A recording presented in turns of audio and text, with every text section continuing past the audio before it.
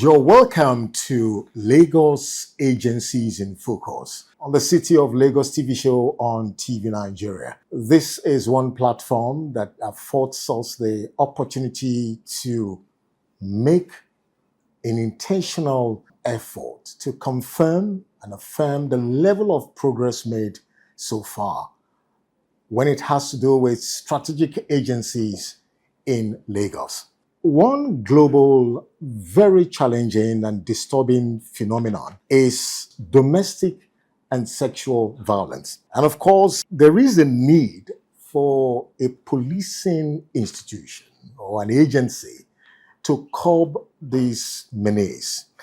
And Lagos State has found or deemed it fit to establish the Lagos State Domestic and Sexual Violence Agency under the able leadership of Titi Lola Vivo Adeniyi. It's my pleasure to welcome the Executive Secretary of the Lagos State Domestic and Sexual Violence Agency. Madam, you're welcome. Thank you so much for having me. It's a pleasure to have you.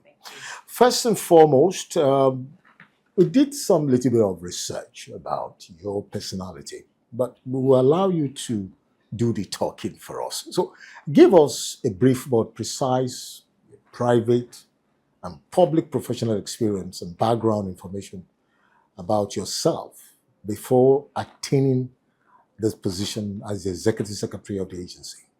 Okay, so I'm a legal practitioner. I have been in public service since 2007. I actually served in the Lagos State Ministry of Justice in the Office of the Attorney General. I was working with the then Senior Special Assistant to the Attorney General. This is Badijo Okusanya, SAN now. And I was also privileged to work with the then Honorable Attorney General and Commissioner for Justice as one of his assistants on legal matters, Mr. Olashupo Shashore, SAN. And then at the end of his administration, I was fortunately retained in the Attorney General's chambers. I was privileged to work with Mr. Adekpaye, OFR, the Honorable Attorney General, as PA Legal. I was privileged to work on adoption in the Attorney General's chambers. I worked on the Criminal Data Register. I worked on Scholarship Board, Office of Education Quality Assurances, Executive Order, forceful ejection or eviction. I have quite a broad, quite broad experience in terms of public policy and public administration. These various experiences have shaped who I have become, especially as a leader in driving impactful change, designing concepts from scratch, and seeing them metamorphose into something such as a full-fledged statutory agency. And I think, coupled with my background in law, I think law is a fantastic background to have, and then personal development. I think everything has led me to where I am today. Of course, obviously, sexual and gender-based violence cases. And this obviously was something that I was and I still am very passionate about. And so one of those days when we're conversing, he asked that I go and do a research on what's obtainable in other jurisdictions. How are other jurisdictions tackling this menace? And so I did research and found out that most institutions or jurisdictions had response teams. And so that's how the Lagos State Domestic and Sexual Violence Response Team came into being in 2014. Fast forward to 2021. Before 2021, 2020, when COVID struck, GBV was referred to as a shadow pandemic within the pandemic. Cases of GBV rules, if you remember, the then President Muhammadu Buhari actually declared a state of emergency against GBV. And so that was an opportunity for us in Lagos State to consolidate our efforts, institutionalize our different reforms, and come up with a law to respond appropriately to GBV, establishing a statutory agency. And then on the 20th of September 2021, when Governor Sanwo-Olu signed the law into force, he appointed me as the pioneer Executive Secretary of the agency. That's a very detailed information about yourself. Now, from an historical perspective, what is the mandate, the vision, mission statement, the core values of the agency? And to what extent has this agency lived up to the Themes Plus agenda of Governor Babajide Sanwo-Olu? Thank you very much. Our statutory mandate is found in Section 5 of the DSVA law 2021. Okay. It provides that we are to provide holistic support to survivors of sexual and gender-based violence. Holistic support includes medical, legal, psychosocial, rescue, empowerment, access to justice, etc. And it also provides that we are to embark on prevention efforts. It's not enough for us to respond as an agency or as a government or as a state. I believe that the greatest way we will be able to achieve our mandate is by ensuring we're able to prevent GBV from occurring in the first instance. And so that's why we are very heavy on prevention efforts. We do a lot of behavioral mindset programs, engage relevant stakeholders with a view to reducing the menace to the barest minimum. We have different forms of sexual violence. We have rape, the offense of rape, the offense of defilement, the offense of sexual assault by penetration, attempt, sexual assault, sexual harassment. Our mandate is to ensure that anybody that experiences sexual violence in Lagos State is able to access free medical intervention as soon as it occurs. We have designated health facilities in the state, referred to as the comprehensive primary health care centers, general hospitals, and the sexual assault referral centers, where survivors are supposed to go to access free medical attention. After accessing or upon accessing medical attention, the next step should be police. It's a crime. A crime has been committed, and there's a need for the police to investigate. And so in Lagos, again, we have designated police stations, referred to as family support units, coordinated by the officer in charge of gender under the Lagos State Police Command. So these police formations have trained personnel that attend to these survivors with the empathy and professionalism that is required, all with a bid to ensure that perpetrators are held accountable and survivors are able to access justice. So it's quite straightforward when it comes to sexual violence. Domestic violence is not so straightforward because we're talking about intimate partners. A good number of survivors of domestic violence don't want the abuser to be jailed. They want the beating to stop. Domestic violence, simply put, is any violence that occurs in the home. It can be physical, it can be emotional, verbal, psychological, stalking, harassment, forceful ejection from the home, economic abuse, pouring of acid on a person, etc. Any form of violence that happens between cohabiting parties. A survivor of domestic violence has options. If it's physical abuse, we can report to the police for assault. It can also be that they don't want the police to get involved. They want to deploy alternative dispute resolution. And our work is to have trained family life engineers or mediators to sit with them. We are not there to tell them what to do. We are not there to tell them to remain in the relationship. That's not our work. Ours is to midwife the conversation. But in an instance where we see that death is imminent, as government, we have a duty to step in and ensure that the needful is done. The needful may be prosecution or obtaining a restraining order against the abuser to prevent further occurrence. Then we also have instances where there are children involved. Perhaps the parties say they want to be separated. The issue of welfare, maintenance, access comes in. What's going to be the situation what is the maintenance structure that is going to be put in place to ensure that these children, their lives are not overly negatively affected. So social welfare also comes in. We also have instances where the situation is so dire that the survivor has to be rescued. And so at that point, we may need to place the survivor in a shelter temporarily.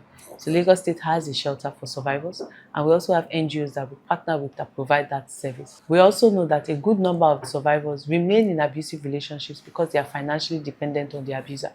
And that is why it's important for us to support them in terms of empowerment.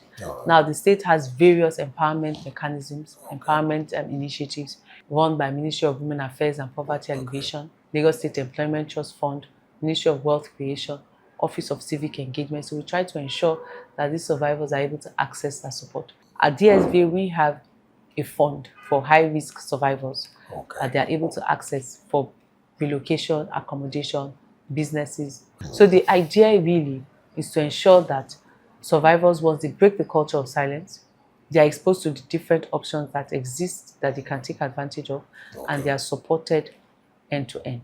If you look at the data, you see that when we started in 2014, we're providing services to about 30 clients monthly. As at last year, we started doing over 400 cases a month.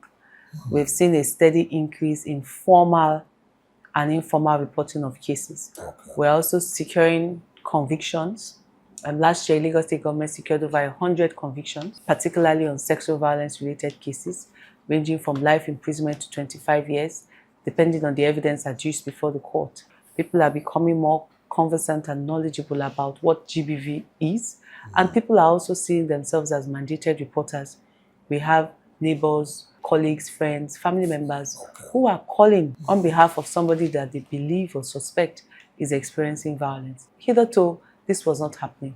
And so we are comforted by the fact that we are making gradual process. It may not be as fast as we all want it to be, but progress is actually being made.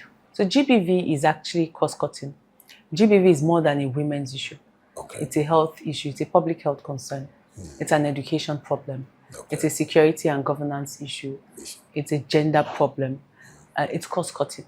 And so we feature, in terms of the Themes Plus agenda, we feature in health, we feature in education, we feature in security and governance, we feature in gender equality, youth, maybe not youth inclusion, but at least gender equality obviously is at the heart of what we do. I believe that is why we've enjoyed so much support from Governor Babajide Sanwo-Olu, because when we did a research in 2015, we found out that a good number of Lagosians from the sample that we conducted equated offenses such as defilement as they felt 3 years should suffice. Okay. Meanwhile, defilement carries up to life imprisonment. So we see that the mindset of people is gradually changing. We try to be very active on social media. Yeah, okay. We find out that once a case is reported, sexual and gender-based violence case is reported, even if it didn't happen in Lagos, our social media handle is tagged because they know that we are a responsive agency. Okay. Our track record shows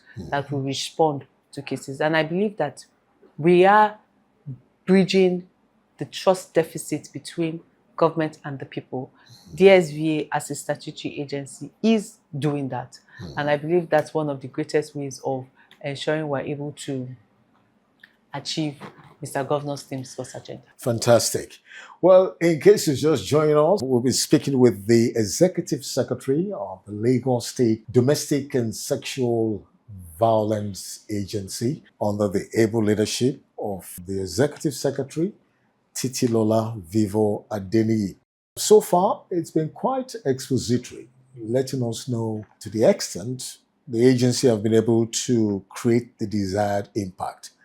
Now, yes, let's look at your achievements. I know in the course of the discussion, you've actually outlined quite a number of achievements, but for proper cataloging of your achievements since you came on board, what are those landmark, giant strides? The first one will be accessibility. We're accessible via social media on X, on Instagram, on Facebook.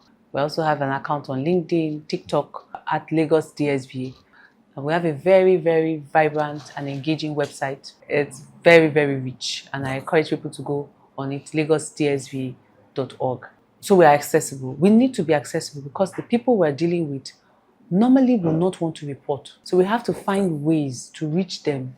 And that is one of the reasons why we have the virtual response referral service, 08000 333 You don't need to come to the office. You can call from the comfort of your home, report a case. Letters are issued to you, provided that you have WhatsApp or you have an email.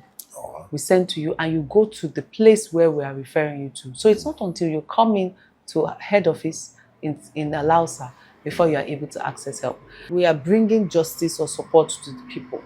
And this has also informed establishment of sub-offices. Currently, we have 2 sub-offices, one in Ikorodu, the other one in Koshofe, so that people in those accesses are able to go in and access support. Secondly, what we've also done over the years is to leverage technology. Technology is very, very instrumental in what we do. I've just spoken about the toll-free line, the virtual center. We also have a chatbot, AI chatbot, an application, self-report, that allows a person to report themselves, upload evidence, and store it. So whenever they are ready, they know that their information, their evidence, documents, pictures, whatever it is safe in the cloud with us. So we've ensure that we leverage technology. We also have a USSD short code, especially if they are on MTN, they can make use of the USSD short code. Another achievement of ours is our ability to mainstream GBV into the different sectors, into the health sector. As I said, we have comprehensive primary healthcare centers, general hospitals that provide this service. GBV has now been referred to as an emergency under the Lagos State Sexual Assault Standing Order. This mainstreaming has also been done in the education sector, where we have curricula on GBV prevention, response, positive masculinity, feminism, sexual rights and reproductive health, etc. That's something we're very, very proud of, that we're able to mainstream GBV prevention into the education sector. We have quite a number of policies that we've been able to propose. Not just policies, actually, executive orders. We have the executive order on sex offenders register and mandated reporting policy, far back as 2014. We have the executive order on safeguarding and child protection, 2016. We also have, of course, the DSVA law, landmark law, because it's the first to have a statutory agency devoted to preventing and responding to domestic and sexual violence. But I think for me personally, ultimately, my greatest, if I would say greatest achievement, is bridging that trust deficit between government and the people.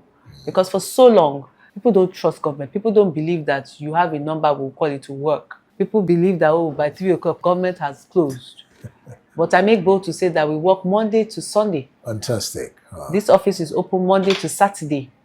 Rescue operations are done any day of the week because we know that we are dealing with lives. We don't determine when these cases occur. Hence, the need to have that virtual response service so that irrespective of when it occurs, they know that government is there and government is able to rise to the occasion. Very interesting.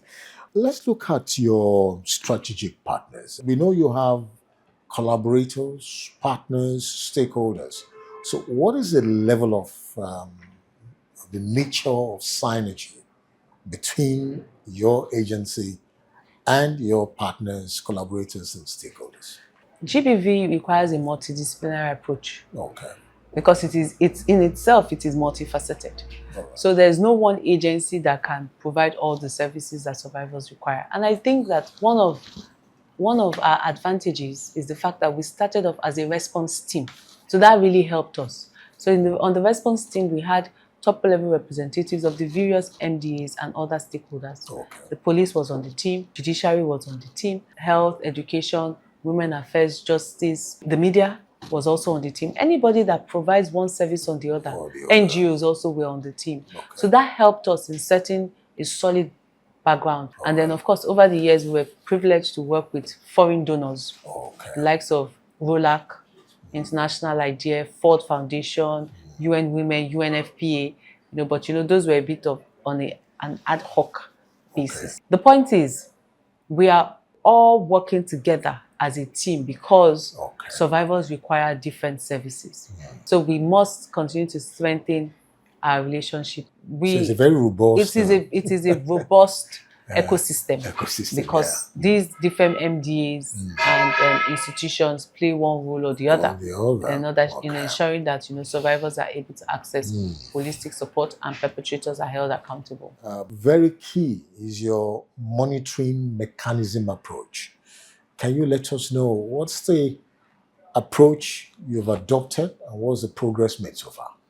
All right. So on average now, we attend to about 350 to 400 cases a month. About 60% of our cases are actually domestic violence. So we'll say about 80% are diverted to authentic dispute resolution. They don't want the police to get involved. They want to broker some sort of agreement between themselves, and that they will hopefully be. But do you monitor to make sure that parties adhere to the terms? Yes. The terms, yeah. Every agreement there is a convening. There is a reconvening. So sometimes we put them on 3 months, we put them on 6 months, depending on the case. And then we also have a follow-up department whose duty is to engage regularly with our clients, our survivors. It is a work in progress, I must be honest. And we just basically always inform the clients that irrespective of what decision you take, let the office be aware so that we're all on the same page. So, madam, despite the huge successes recorded by the agency, there are definitely inherent challenges. And so, how have you been able to address your challenges, turning your challenges to strength? It's a gradual process, I must be honest. Okay. We're dealing with human beings. Definitely. Human beings are quite interesting. And we're also dealing with mindsets. I think that's one of the greatest challenges that we have. At the moment, there's a divide in the society. There's a group of people that believe survivors, encourages survivors to speak up. There's another group that blames survivors, vilifies them. If you see a post on social media, I like to look at comments because it helps me know the work that still remains. Okay. Because somebody has posted something that, oh, this girl or this woman was raped. So you look at the perspectives. And you look at the perspectives. You see, why did she go there? Oh, but he sent her money a day before. What was she expecting? Is it Father Christmas? You know the way our economy is. Yeah. And sometimes it may come across as banter. But I truly believe that that is what that person is thinking. And that is the level of his or her knowledge about the issue that we're dealing with. Okay. They need to come to the point where they realize that there is never an excuse for rape. And rape can never be the fault of the survivor. All of us as a society must come together to ensure that that perpetrator is brought to book. Okay. Of course, we also have institutional challenges. The system is not perfect. I don't think there's any system that can boast of perfection. Yeah. We're all a work in progress. So, we are as strong as our weakest link. Hence, the need to continue trainings, building everybody on, what's the current best practice, what are your challenges, how can we support, each other? Because, again, we're only as good or as strong as our weakest link. I won't say funding. Funding is a global problem. I won't say funding is a challenge. And we also have challenges with the clients that we are serving. Sometimes we reach out, maybe a neighbor has called, I just settled a fight, or I just heard this person screaming. Give us a number, which they share the number, we call, and the person says, no, I don't have any problem in my marriage. How do you want to provide services to somebody that is saying they don't need your services? So that comes up sometimes, but we find a way. We say, okay, that's fine. We're not saying we want to jail your husband. Just know that there's this number. You can call. Whenever you need someone to speak with, you can call that number. And sometimes they come around. Okay. Sometimes they say, oh, when we called, the husband was next to them. Of course, they can't talk. But these are some of the challenges. But over the years, we found a way, and we continue to find ways to work around those challenges. Let's look at enlightenment and advocacy campaign. What have you been able to do in this area to drive it? We believe in prevention. Okay. We strongly believe. We may not be able to prevent it completely, but we can reduce the chances of it happening. And we look at jurisdictions such as the Scandinavian countries, the likes of Finland, we see that they've been very deliberate in embarking on institutionalized preventive efforts. Okay. So what they've done, they start from the cradle, how they engage young Finnish children on gender equality, respect for the other gender. So these values are inculcated in them as young as 3, 4. Right? And that complements what the family structure is supposed to do. Okay. The family is the foundation. The government is now building on the foundation that the family has set. So what we've done in Lagos is to do a grouping of our different stakeholders. Children, teenagers, the youth, community leaders, traditional rulers, religious institutions, the various institutions that respond in terms of police, other sectors. And we've come up with programs, policies for each of those sectors. Okay. I'll give an example for children. We have a lot that we do with children. We've developed a booklet for children in form of a comic, an age-appropriate manner. And every other month, we are in schools, engaging children on their rights, engaging them on child abuse, engaging them on steps, because children have a role to play in their protection.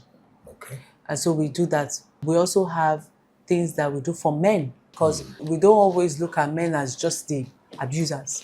Because the stats have shown that men are also victims or survivors of GBV. Yeah. I mean, last year we provided services to about 933 men.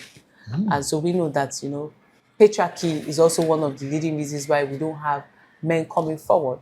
But I think what we're doing is taking the message to them, having focus group discussions with men, forging male alliances, because this again is not a women's issue.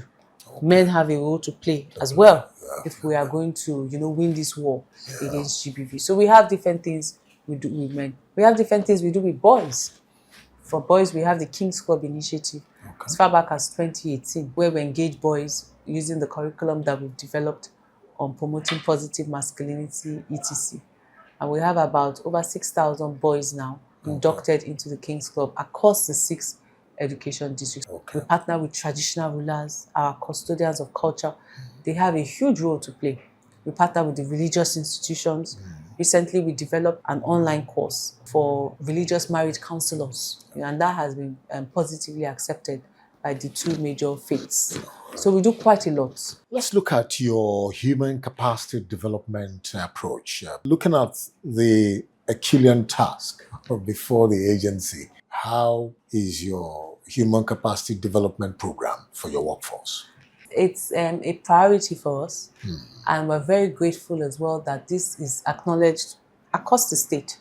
The Lagos State government is very heavy on building capacity of its workers. We try to ensure that officers go for at least one training that is nuanced to their particular schedule. So, for instance, we have alternative dispute resolution officers. So they go for trainings on best practices, mediation, alternative dispute resolution. Same as the psychologists, the lawyers in the agency, they must attend MBA because it's part of continuing legal education. It is embedded in our budget. And we're very grateful for the support that we've been enjoying from both the governor, the deputy governor, and even Ministry of Economic Planning and Budget for facilitating this process, ensuring that our staff are well abreast of best practices and emerging trends in this space through continuous trainings and support. How would you describe Governor Sanwo-Olu's support? Your team, your office, describing the governor's support to the agency. I mean, it's Governor Sanwo-Olu that turned us into an agency, so I don't think it gets better than that. So I always say when I'm invited to attend programs outside Lagos and I see my counterparts in other states, they ask, "Oh, Lagos for sure. What's your secret?" I always say it's political will. To address GBV, you need political will. And political will coming from that echelon, from that level, you can't buy it. It's compelling and it's so necessary. And so that is one thing amongst the several things we've enjoyed from both Governor Sanwo-Olu's administration and Governor Sanwo-Olu himself, is the demonstration of political will. He led a walk against GBV. I don't know how many governors in Nigeria have led walks against sexual and gender. That's literally demonstrating his commitment. It's clear for all to see. There is no ambiguity. This is what he stands for as a governor, as a man, as a person, standing against all forms of sexual and gender-based violence. And when the opportunity came to institutionalize our reforms, he rose up to that occasion by giving assent to the law. He's very heavy on prevention. He rises to that occasion. So I believe that we're very fortunate to have, I am particularly fortunate to be working in his administration. Mr. Governor Babajide Sanwo-Olu, we appreciate you. We love you. We thank you for the support, and we will continue to make you proud. It's been a pleasure speaking with you, and we want to wish you all the best. Thank you. But on a final note, your final word of assurance, encouragement to members of your team, stakeholders, partners, and to Lagosians in general. To my team, I have the best team. I do. I know we because of our work is very fast-paced. We're literally like a pressure cooker, So sometimes emotions rise, but my team is amazing. I have professionals that are determined, focused, driven, passionate about ensuring that, once a survivor walks through our doors or calls us, we rise to the occasion. We don't have control over what has happened in the past. Very proactive. But from once the person reports, we take charge.